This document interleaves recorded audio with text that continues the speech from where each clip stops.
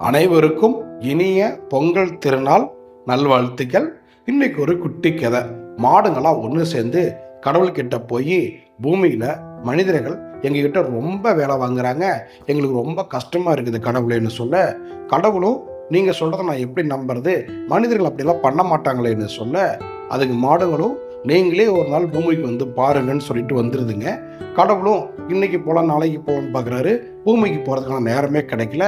சரியாக மாட்டுப்பொங்கல் அன்னைக்கு கடவுள் பூமிக்கு வந்து பார்க்குறாரு. மனிதர்கள் மாடுகளுக்கு நல்லா அலங்காரம் பண்ணி மாலையெல்லாம் போட்டு சாமியாக கும்பிட்டுருக்காங்க. இதை பார்த்த கடவுளுக்கு ரொம்ப கோவம் வந்துடுது.